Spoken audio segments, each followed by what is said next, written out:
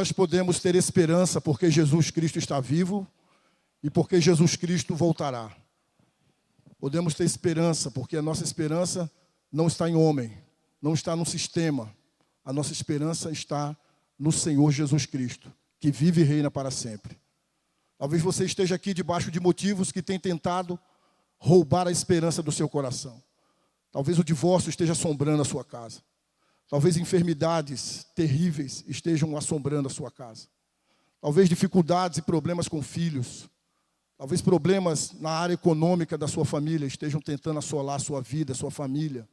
Estejam tentando trazer o medo e o desespero na sua família, na sua vida.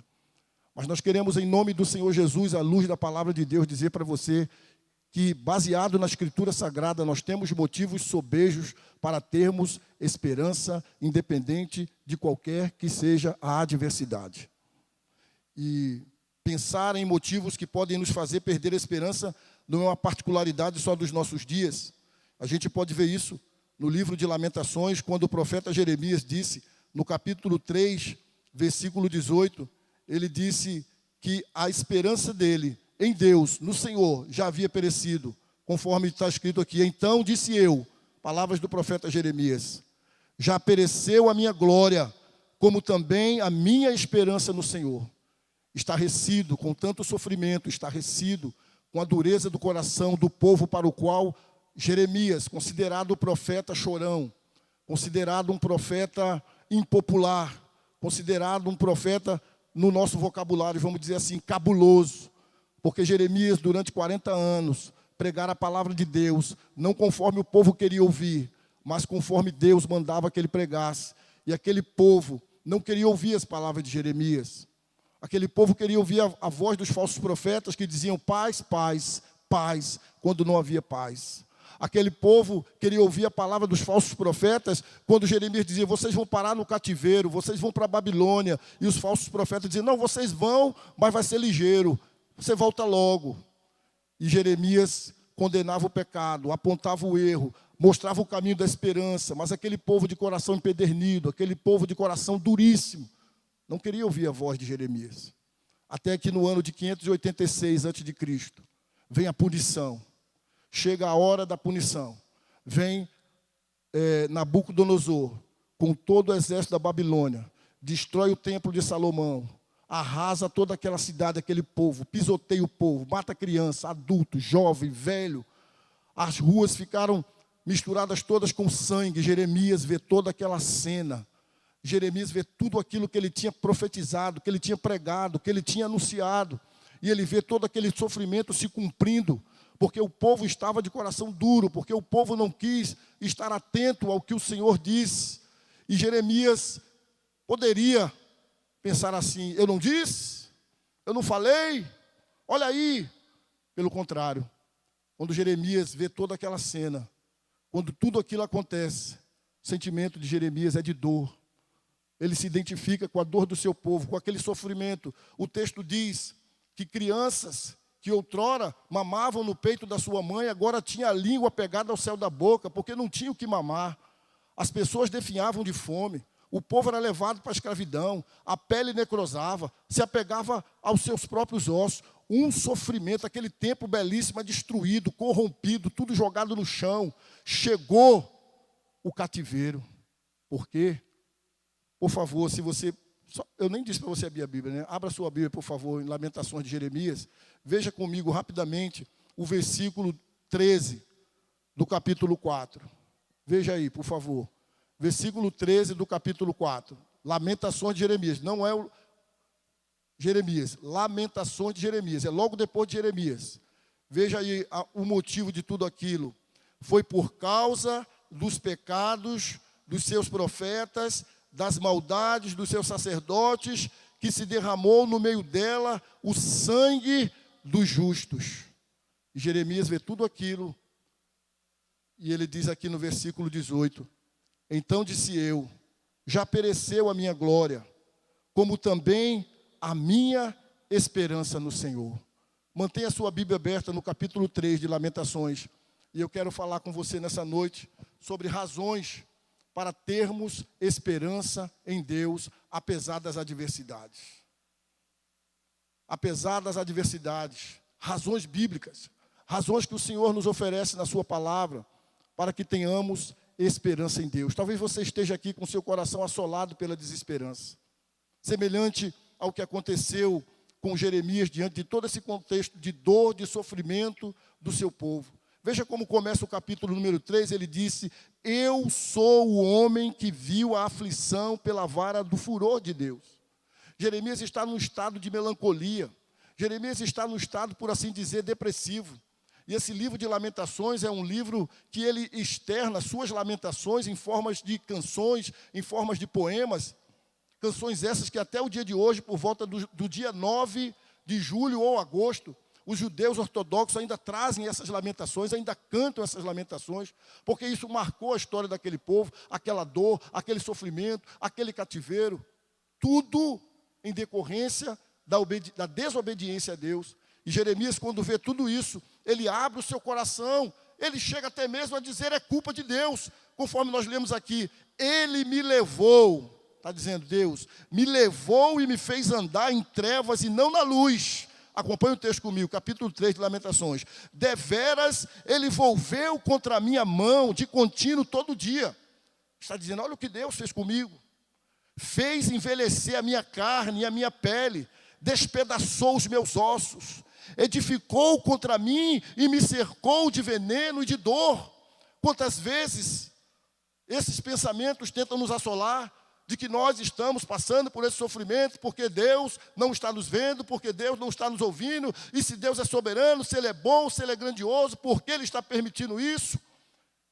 E a gente deixa o nosso coração fluir com esse veneno, e isso vai contaminando a nossa vida. Versículo 6, fez-me habitar em lugares tenebrosos, como os que estão mortos para sempre, cercou-me de um muro e já não posso sair. Agravou-me com grilhões de bronze, ainda quando clamo e grito, ele não admite a minha oração. Fechou os meus caminhos com pedras lavradas, fez tortuosas as minhas veredas. Veja o estado que estava o coração do profeta Jeremias. Veja a que ponto o ser humano chega diante de um forte, de um grandioso sofrimento. E ele continua: fez-se-me como urso à espreita, um leão de emboscada, desviou os meus caminhos e me fez em pedaços, deixou-me assolado, entesou o seu arco e me pôs como alvo a flecha, fez que me entrassem no coração as flechas da sua aljava, fui feito objeto de escárnio para todo o meu povo e a sua canção todo dia.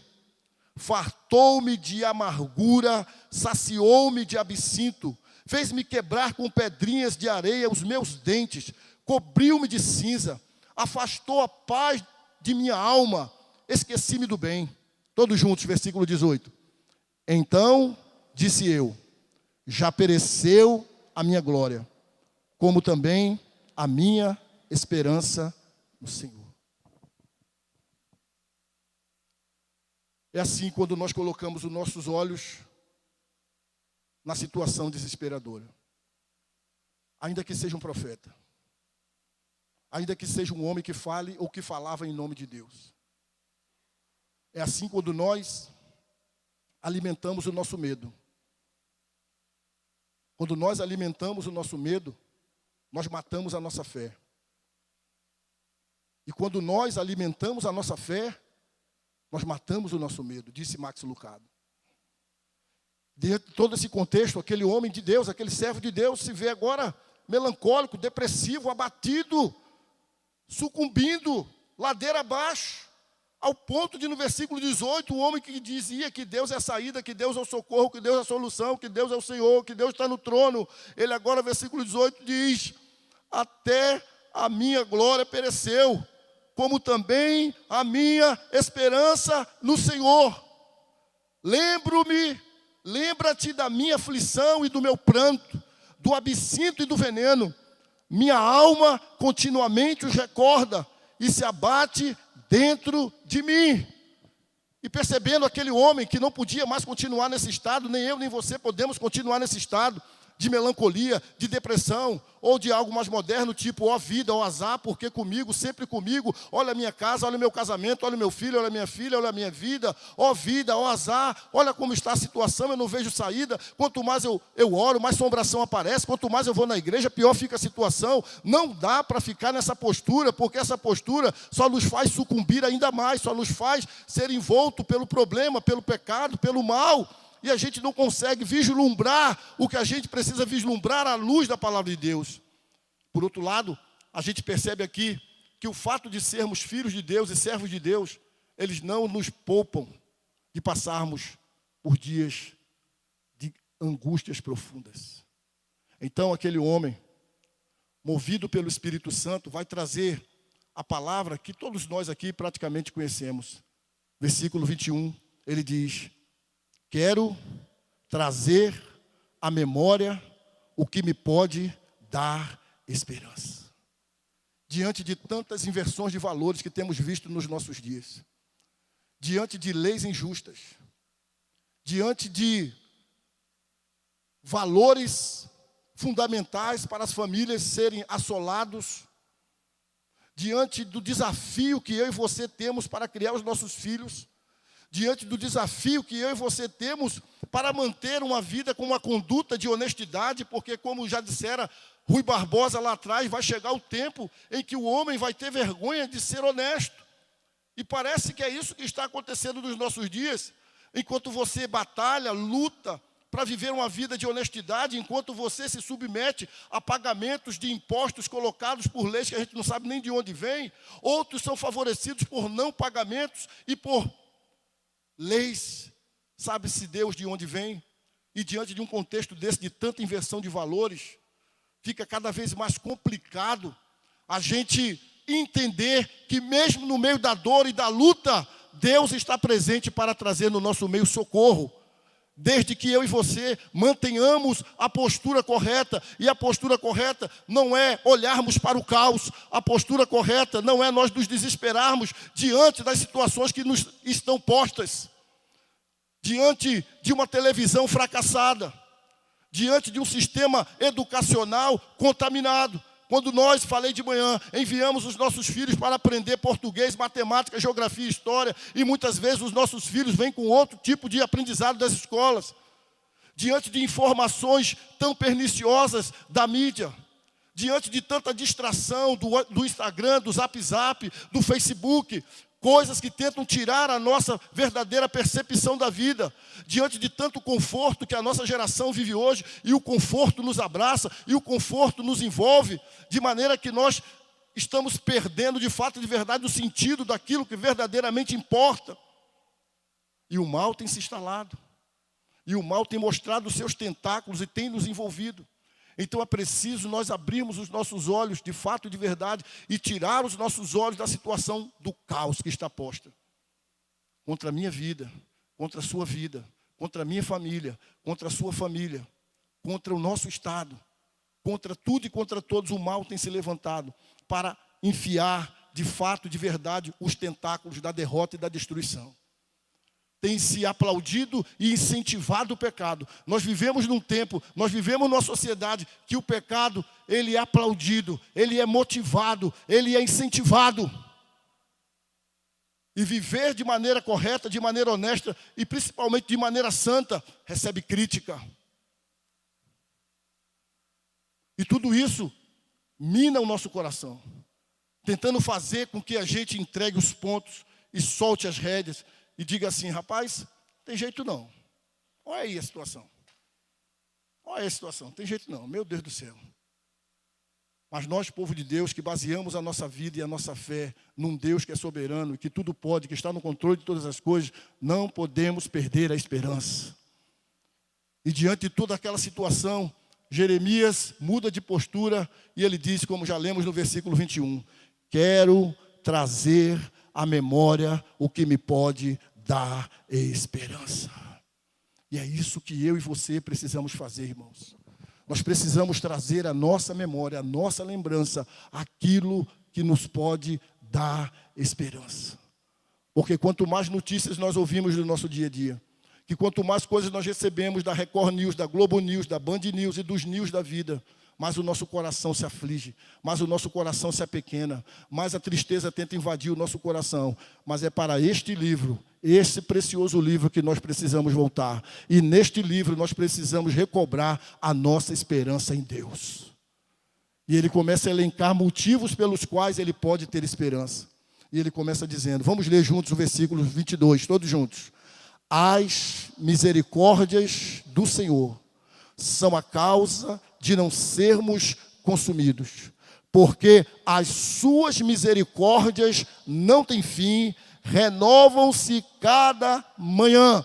Então ele agora sai de uma postura de desesperança e ele começa a migrar para uma postura de esperança, olhando para a base que é o caráter de Deus. E o que ele vê no caráter de Deus? Ele vê o atributo de um Deus misericordioso, de uma misericórdia renovadora, de uma misericórdia nova a cada manhã na nossa vida. E essa palavra misericórdia recede no hebraico, aparece pelo menos 250 vezes no Antigo Testamento, e ela não significa apenas misericórdia, ela fala da graça de Deus, ela fala do amor leal de Deus, ela fala do poder de Deus, ela fala também da misericórdia de Deus. É uma palavra que fala da misericórdia no aspecto completo e absoluto, e ele está dizendo que essa misericórdia, ela se renova na minha vida e na sua vida a cada manhã. Essa graça, essa verdade, esse amor leal. E sabe de uma coisa, irmãos? Esta é a razão de eu e você não sermos consumidos, porque a cada manhã essa misericórdia bendita desse Deus amoroso, desse Deus gracioso, desse Deus fiel, desse Deus verdadeiro, essa misericórdia se renova na nossa vida a cada manhã.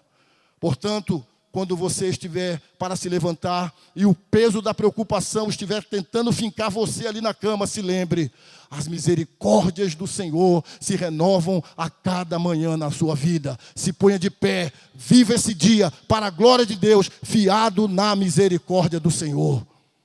Então Jeremias começa a olhar para esse caráter de Deus. E o que ele vê no caráter de Deus? Ele vê Deus é misericordioso.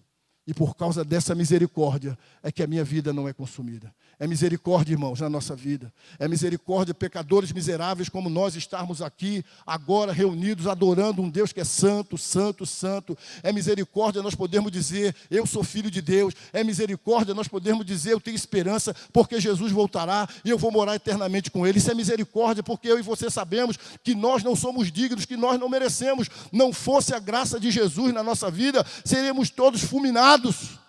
Mas a misericórdia de Deus nos alcançou. A misericórdia de Deus nos alcançou.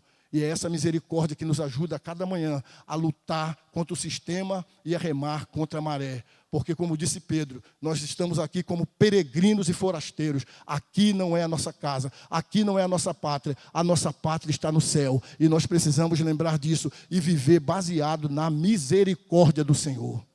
Quando se levantar amanhã, queridos, e terça-feira, se Deus quiser, e quarta-feira, se Deus quiser, não deixe com que as pressões da vida te mantenham fincadas ali na cama, sem que você queira levantar pensando, ah, meu Deus, e aquilo, e aquela conversa que eu tenho que ter com meu marido, e aquela conta que eu tenho para pagar, e aquela situação lá no trabalho, ah, meu Deus, e aquilo que eu tenho que enfrentar. Não, diga assim, as misericórdias do Senhor se renovaram na minha vida nessa manhã. E debaixo dessa misericórdia eu vou me levantar e vou viver mais um dia para a glória de Deus. Aí a gente começa a mudar o foco. Aí você sai da desesperança, do desespero, do queixume, da lamentação, da murmuração, para a esperança. Segundo motivo pelo qual eu e você podemos ter esperança em Deus, ele traz aqui a partir da segunda parte do versículo 23, quando ele diz assim, grande é a tua, o quê? Fidelidade. Vamos ler juntos o 24. A minha porção é o Senhor, diz a minha alma. Portanto, esperarei nele. A nossa porção é o Senhor. Isso aconteceu com os sacerdotes que não receberam herança no aspecto de receber terra, porções de terra. Eles receberam o Senhor como herança deles. A nossa porção não é a terra de Zebulon, não é a terra de Azé, não é nenhum tipo de terra. A herança daqueles sacerdotes era o Senhor. A minha herança, a sua herança, A minha porção, a sua porção, querido, é o Senhor. Que Senhor? O Senhor fiel. E o que significa ser fiel? Ele cumpre tudo aquilo que Ele promete. E o que Ele promete? Estarei convosco todos os dias até a consumação dos séculos. O que Ele promete? Jamais te deixarei, jamais te abandonarei. O que Ele promete? Clama a mim no dia da tua angústia, eu te livrarei e tu me glorificarás. A nossa porção, a minha porção, a sua porção é o Senhor fiel, que está do nosso lado, que está ao meu lado, que está ao seu lado, como Deus da aliança, fiel para cumprir tudo o que nos promete. Isso deve nos fazer abrir os olhos e termos esperança, porque o nosso Deus tem no seu caráter misericórdia, o nosso Deus tem no seu caráter fidelidade.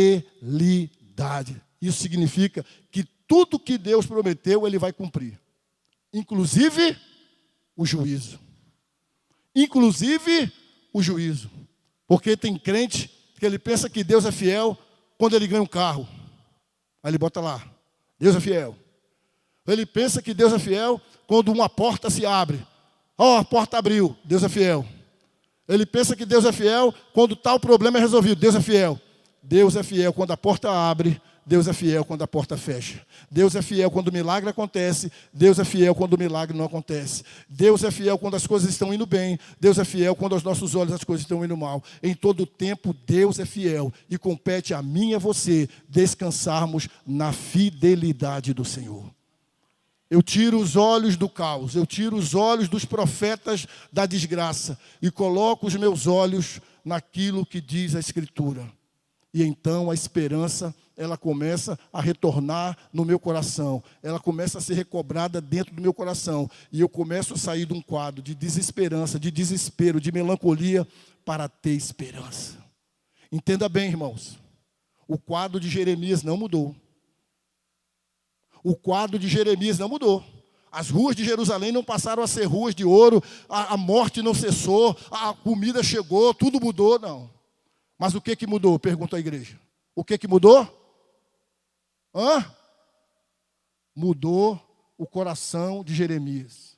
Mudou a postura de Jeremias. Mudou a maneira de Jeremias olhar as circunstâncias. Eu não sei se amanhã ou depois o quadro do nosso país, ele vai mudar para melhor, eu não sei. O que eu sei é que nós, como quarta igreja, oramos e temos aprendido com o pastor Jean-Marc. Abra sua boca para abençoar o país, não para amaldiçoar, porque o país já tem muita gente para amaldiçoá-lo. Eu não sei se amanhã ou depois, o Deus que pode nos estalar de dedo, mudar tudo isso, vai mudar. Mas eu sei que, apegado a essa palavra, haja o caos que houver, instale-se as inversões de valores que se instalarem, nós estaremos preparados para enfrentar em nome de Jesus. Agora, se você não olhar para a Escritura, você vai sucumbir. E você vai fazer até como Jeremias. Aí, cadê Deus? Aí, tanta oração. Aí, cadê? Aí. E você se entrega à desesperança. Mas quando nós olhamos para o caráter de Deus, através da sua palavra, e enxergamos, e voltamos a enxergar, e lemos, e aprendemos, e reaprendemos, Deus é misericordioso, Deus é fiel, e por isso eu posso ter esperança. O jogo só está no primeiro tempo, meus irmãos. O jogo só está no primeiro tempo. Sejamos fiéis a Deus, tenhamos esperança no Senhor e descansemos nele, como o pastor já leu aqui no Salmo 37. Entrega o teu caminho ao Senhor, confia nele, faça o bem, descansa nele e espera nele. Não se desespere, nem por sua situação particular e peculiar, nem por uma situação nacional. Não se desespere, espere em Deus, misericordioso e fiel. E o texto continua trazendo ainda uma outra razão para a qual nós podemos nela estar fincados para termos esperança no Senhor. Vamos ler o versículo 25 todos juntos? Bom é o Senhor para os que esperam, para a alma que o busca. Continua. Bom é aguardar a salvação do Senhor, e isso em silêncio. Deus é misericordioso, o profeta vê isso no caráter de Deus. Deus é fiel, mas o profeta ainda vê mais um atributo de Deus, a sua bondade. Como diz o salmista, Salmo 34, versículo 8. Ó, provai e vede que o Senhor é bom. E o salmista diz isso depois de grande livramento que Deus tinha trazido na vida dele, depois de grande escape que Deus tinha trazido na vida dele. E lá no Salmo 34, ele convida as pessoas: ó, vinde, vamos louvar ao Senhor, vamos bendizer o nome do Senhor comigo. Eu estive aflito, eu estava angustiado, mas eu clamei ao Senhor e Ele me livrou de todas as minhas angústias. Clamou este aflito o Senhor o ouviu e o socorreu, o livrou de todas as suas tribulações. Aí ele chega no versículo 8 e diz: ó, provai e vede que o Senhor é bom. O Senhor é bom, irmãos. Mudam os tempos, mudam as circunstâncias, mudam as leis, mudam os regimes, mas o Deus imutável, conforme diz Malaquias 3,6, continua o mesmo. Eu, o Senhor, não mudo. Eu, o Senhor, não mudo. Por isso vós, Jacó, não sois destruídos. Ele continua sendo bom. Ele continua sendo fiel. Ele continua sendo misericordioso. Então, querido e querida, que está aqui assombrado, assustado por uma questão na sua vida. É o seu casamento, é o seu filho que de uma hora para outra começou a dar trabalho. É o seu casamento que está ruindo. Você está com medo do divórcio chegar. É a sua situação financeira que complicou, apertou de um jeito. Talvez você esteja vivendo situações que esteja dizendo assim: meu Deus, eu não vejo a hora de 2019 acabar. Ô ano, vai-te embora 2019, vai-te embora. Talvez esse ano tenha sido um ano muito complicado para você. Mas eu quero, em nome do Senhor Jesus Cristo, baseado na palavra de Deus, que você saia daqui nessa noite com seu coração cheio de esperança. Cheio de esperança. E não por causa da situação que mudou, que pode mudar, mas por causa do Deus em quem você crê. Que tem no seu caráter a misericórdia que se renova a cada manhã sobre a nossa vida. Que tem no seu caráter a sua fidelidade, a aliança dele. Não se esqueça, irmãos, nós somos o povo da aliança. O povo da aliança. Porque Deus corrigiu esse povo. Porque Deus levou esse povo para o cativeiro. Porque Deus permitiu que Nabucodonosor, junto com os babilônios, chegasse lá e destruísse tudo.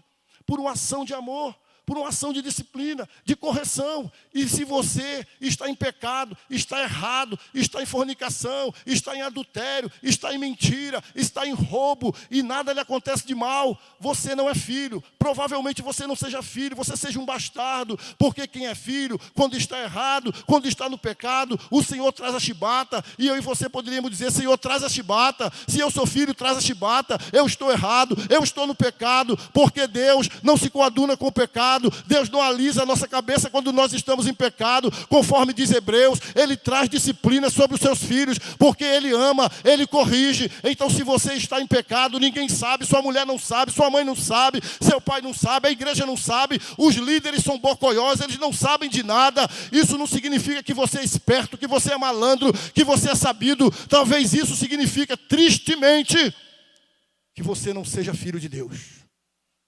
E Deus não corrige quem não é filho. Deus corrige, e corrige duramente, muitas vezes, aqueles que são seus filhos. E por isso Ele trouxe castigo, Ele trouxe disciplina, Ele trouxe cativeiro. Não é porque Deus é mau. E você poderia dizer: mas pastor, o senhor está dizendo que Deus é bom? Olha o que aconteceu com o povo dele. Mas o versículo 13 do capítulo 4 afirma: por que aconteceu? Porque aquele povo não queria ouvir Deus. Porque aquele povo não queria ouvir o profeta Jeremias. Porque aquele povo, como muitos de nós hoje, só quer ouvir o que a gente gosta de ouvir. Só quer ouvir coisas que nos interessam. Profecias que nos interessam, que nos são favoráveis, que nos são positivas. Era aquilo que aquele povo queria ouvir. Os profetas dizendo: paz, paz, tudo em paz, tudo tranquilo. Quando não havia paz. E se chegar o cativeiro, vai durar pouquinho, 2, 3 anos, você sai de lá. E Jeremias vinha e dizia: vocês estão errados, vocês estão desagradando a Deus, vocês precisam se voltar para Deus. E as autoridades diziam: mata esse homem, cala a boca desse homem, esse homem não presta, ele é contra nós, ele é cabuloso, prende ele. E no final, Deus mostra que estava com Jeremias e que aquele povo estava equivocado. Vê se não é muito parecido com os nossos dias, irmãos. Se uma igreja abre e promete que você vai ser curado, que você vai ter um carro, que você vai ter 10 casas e que tudo vai se resolver na sua família, então essa igreja fica lotada, então essa igreja fica cheia, então essa igreja fica abarrotada. Mas se você vem numa igreja de domingo à noite para ouvir o pastor dizer que você é um pecador, que você é um pecador, quem quer sair de casa de domingo, depois de uma semana de trabalho, chegar numa igreja, se sentar e ouvir o pastor dizer: você é um verme, você é um pecador, você está perdido sem Jesus. Se você não tem Jesus, eu digo o que eu disse de manhã, o seu maior problema não é econômico, não é familiar, não é físico. Se você não tem Jesus na sua vida, o seu maior problema é que você está debaixo da ira de Deus. E não tem outro problema maior para a sua vida se não está debaixo da ira de Deus. E isso não se resolve fazendo cafuné na sua cabeça. Isso não se resolve fazendo carinho em você. Isso não se resolve dizendo, não, vai passar. Isso se resolve dizendo assim, entrega a sua vida a Jesus. Reconheça-o como Senhor e Salvador. E não é você que aceita Jesus, é Jesus que aceita você. Com os seus pecados, com as suas falhas, com a sua imundície. Ele aceita você, Ele limpa você, Ele lava você. E Ele faz de você uma nova criatura. E aí você aprenderá a viver, independentemente das circunstâncias, com saúde ou sem saúde, com dinheiro ou sem dinheiro, com governo favorável ou contra. Você aprenderá a viver para Deus, para a sua glória, fiado no que Ele é, bom, misericordioso e fiel. E assim você terá esperança. Tem esperança, irmão. Nós temos um dono, nós temos um Pai, nós temos um Deus fiel, bom, misericordioso e justo. Nós não somos um barco à deriva. Nós temos um Deus que cuida de nós. Você sai daqui nessa noite, irmão, com esperança em Deus, com esperança em Jesus, com esperança no bom pastor, com esperança naquele que Paulo disse em 1 Timóteo capítulo 1, versículo 1. Jesus é a nossa esperança. Quando diz aqui Jeremias, aqui, ó, capítulo 3, versículo 1, eu sou o homem que viu a aflição pela vara do furor de Deus. Quem foi que viu a aflição na cruz, irmãos? Quem foi que sentiu a dor na cruz, irmãos? Quem foi que bebeu vinagre na cruz, irmãos? Quem foi que teve os seus ossos não quebrados, mas esmagados na cruz, irmãos? Quem foi que lá na cruz, irmãos, por causa do pecado dos outros, sofreu, chorou, recebeu ali a ira de Deus, irmãos? Foi Jesus. Então é para Ele que eu e você precisamos olhar, para que nele, no Jesus, no Senhor, no Cristo vivo e ressurreto, eu e você tenhamos esperança. O pastor começou dizendo aqui, nós podemos ter esperança porque Jesus voltará. E se você não tem perna, você vai ter. E se você tem diabetes, você não vai ter. E se você tem uma doença crônica, você não vai ter mais. E se você tem algum mal, esse mal não estará mais sobre a sua vida. Por isso eu e você podemos dizer, eu já estou curado, aleluia! Eu já estou curado. Se não passar agora, vai passar na eternidade. Porque com Jesus e em Jesus, eu e você podemos ter esperança. Convidar o pessoal do louvor aqui, por favor. Eu e você podemos ter esperança. Quero que você fique de pé, por favor, com a sua Bíblia aberta. E vamos ler esses versículos do 21 até o 26. Todos juntos, como igreja. Vamos ler a palavra de Deus. E que o Espírito Santo encha o nosso coração de esperança. Todo mundo do 21 ao 26. Vamos lá? Quero trazer à memória o que me pode dar esperança. As misericórdias do Senhor são a causa de não sermos consumidos, porque as suas misericórdias não têm fim. Renovam-se cada manhã. Grande é a tua fidelidade. A minha porção é o Senhor, diz a minha alma. Portanto, esperarei nele. Bom é o Senhor para os que esperam por ele, para a alma que o busca. Bom é aguardar a salvação do Senhor, e isso em silêncio. Tem esperança. Deus é misericordioso, Deus é fiel, Deus é bom. E para você que ainda não se rendeu ao Senhor Jesus Cristo, para o bem da sua vida, assim como eu apontei a gravidade do seu problema, eu quero apontar a única e real solução para você. Reconheça Jesus Cristo como Senhor e Salvador ainda esta noite, e você ficará livre do juízo de Deus, e você ficará livre da ira de Deus. Você pode sair daqui e continuar com um problema financeiro. Você pode sair daqui e continuar com uma dificuldade na sua saúde. Mas você pode hoje, ainda hoje, sair daqui absolutamente salvo e justificado diante de Deus. Se você reconhecer nessa noite Jesus como Senhor e como Salvador.